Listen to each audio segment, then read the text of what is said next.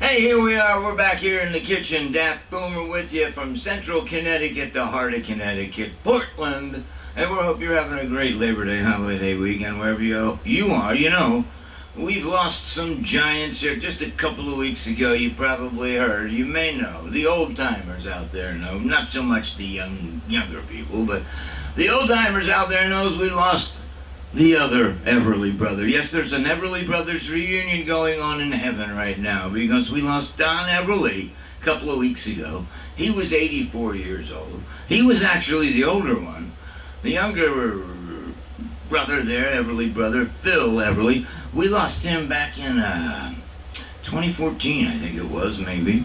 And he was 74 years old. But anyway, Don Everly, we lost him last week. And we've lost so many big stars.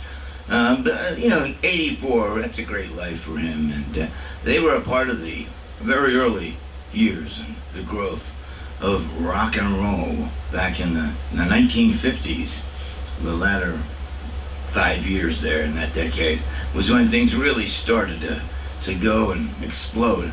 And they were definitely a part of that. And they were considered, I think ultimately, well, Rolling Stone, the last time they did anything about duos, they named Phil and Don Everly the #1 duo of all time, being originally from North Wales, Pennsylvania, the town where Johnny Oates grew up. We might take exception to that, but we're not going to worry about it too much right now because we're talking about Phil and Don Everly, the Everly brothers, and, but we have lost some giants, and there's one guy, I don't know how I will continue. I even allowed to mention who I don't ever, I just don't want to hear that he has left us anytime soon. You might imagine who that is, right? You may know I don't want to jinx anybody here, but why would I think that I'd be jinxing the most incredible musical talent in history? Really, when you think about it. He certainly is for me, but I was there at the very beginning when he was basically an unknown artist. He had just come out of the band called the Beatles, I think it was.